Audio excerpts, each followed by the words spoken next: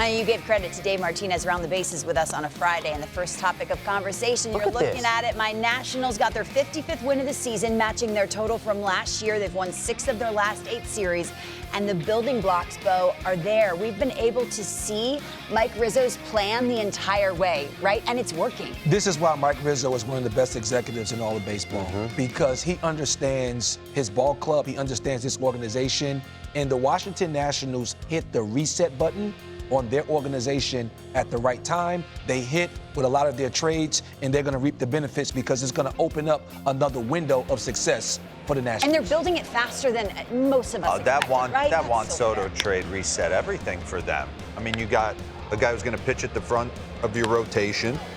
You got your starting potential shortstop in C.J. Abrams. I still think he can move pretty much anywhere up the middle and be a stud. And you added 2 top 100 prospects and a guy who throws 100 miles an hour in the minor leagues. I got to give love, though. You keep fighting, right? You get to wear a big league jersey, you never know what can happen. Keibert Ruiz comes over. He's been on fire lately. But then there's a guy like Stone Garrett. He's getting an opportunity to play. He's been on fire recently. Throw in Joey Meneses. Lane Thomas has got an OPS north of 800. Yeah. And the last piece to that puzzle is the money in which they save. So now, as this core group starts to come together, one, they're cost efficient, and now you have the resources to add the pieces that you need to finish it off. And give credit to Davey Martinez and his coaching staff for developing those young players. They have the 8th best farm system according to MLB.com, so the future is bright for the Washington Nationals. I remember a couple of weeks ago, this sparked a lot of controversy. It was all over the internet and social media. Tim Anderson and Jose Ramirez, their scuffle in Cleveland. Well, Tim Anderson, his suspension was reduced from 6 games to 5 games. He released this statement on his social media feeds. I want to apologize to the entire White Sox organization, my teammates, managers, and coaches, and to the fans for my part in the altercation which took place in Cleveland. This has been an incredibly disappointing season for me personally and for our team. He goes on to say, I will not get into the things that were said to me by Cleveland players both Friday night and Saturday, but those comments do not excuse my language or conduct, and I take full responsibility for emotions getting the better of me. The Cleveland players are free to say whatever they want, but I will just say that no one has more respect for the game of baseball than me. I look forward to returning after serving my suspension and finishing the season playing the best baseball I can to help my team. It has obviously been a terrible year.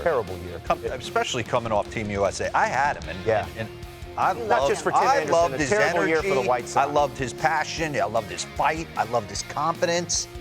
But I think he put a bullseye on his back a couple years ago when he called himself the next Jackie Robinson. There'll only be one Jackie Robinson, right?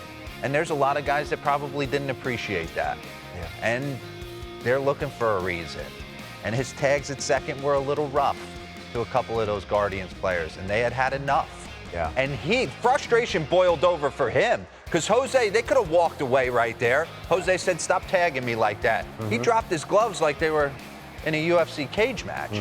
So I think just the White Sox season, how disappointing he's played personally, I think it all boiled over. He said, enough's enough. Boom, I want to throw hands.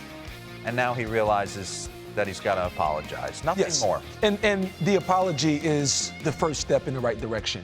At some point, you have to look in the mirror and take accountability for your actions. And for him to come out and make this public apology, it at least tells me that he's looked inward and said, how can I make this better? And that first step was the public apology. It was a genuine one as well. I had a blast with him. You loved him.